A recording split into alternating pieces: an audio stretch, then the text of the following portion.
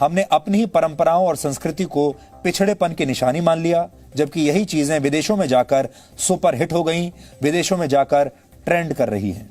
प्राचीन काल से भारत में योग जीवन का बहुत महत्वपूर्ण हिस्सा है, लेकिन भारतीयों ने इसे तब अपनाया जब योग योगा हो गया। अमेरिका में प्राणायाम की ट्रेनिंग के लिए लोग 1,82,000 रुपए तक दे रहे हैं और वहां पर योगा का बाजार लगभग 1,15,000 करोड़ रुपए तक पहुंच गया है। इसी तरह से भारत का हल्दी वाला दूध पश्चिमी देशों में पहुंचकर अब टर्मरिक लाटे बन गया है। इटालियन भाषा में लाटे का मतलब होता है दूध, यानी इसका मतलब भी वही है, हल्दी वाला दूध। तो हल्दी वाला दूध जब आपको यहां भारत में बताया जाएगा तो आप उसकी कद्र नहीं समझेंगे, लेकिन जब यह कहा जाएगा कि आप टर्मरिक लाटे पी लीजिए तो आप मुंह मांगा पैसा देकर उसे खरीदेंगे। और यह नाम भारत और पश्चिमी देशों के लोगों को बहुत फैशनेबल लगता है, लेकिन असली नाम यानी हल्दी वाला दूध किसी को पसंद नहीं आता। लेकिन जैसे ही यह फैशनेबल होकर टर्मरिक लाटे बनता है तो लोग इसकी मुंह मांगी कीमत देते हैं।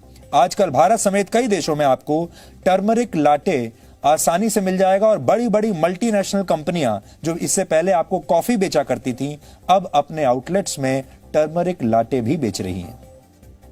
यह अमेरिका और ब्रिटेन में एक लोकप्रिय ड्रिंक बन चुका है और वर्ष 2025 तक पूरी दुनिया में हल्दी का बाजार 14,500 करोड़ रुपए से ज्यादा का होने की उम्मीद है। भारत के गांवों में टूथब्रश के बदले नीम के दांतों का प्रयोग अक्सर किया जाता है और वहां यह बिल्कुल मुफ्त में मिलता है, लेकिन विदेशों में इसे च्यू स्टिक्स का नाम दिया गया है और इसकी कीमत 200 रुपए तक होती है। आपने अपने बुजुर्गों को अक्सर गांव में चारपाई का इस्तेमाल करते हुए जरूर देखा होगा। हमारे गांव में आज भी आपको चारपाइयां मिल जाएंगी। भारत में एक चारपाई की कीमत औसतन लगभग 500 रुपए के आसपास होती है, लेकिन ऑस्ट्रेलिया में ऐसी चारपाई 50,000 रुपए में बिक रही है और वहां इसे ट्रेडिशनल इंडियन डे बेड के नाम से बेचा जा रहा है। हमारे देश में गौमूत्र को लेकर बहुत सारे लोगों के मन में गलत धारणाएं हैं, लोग मजाक उड़ाते हैं। पेट संबंधी बीमारियों में आयुर्वेद गौमूत्र के सेवन की सलाह देता है और कई गंभीर बीमारियों में भी यह फायदेमंद होता है। और अब विदेशी कंपनियों ने इसी गौमूत्र के 7 पेटेंट्स हासिल कर लिए हैं।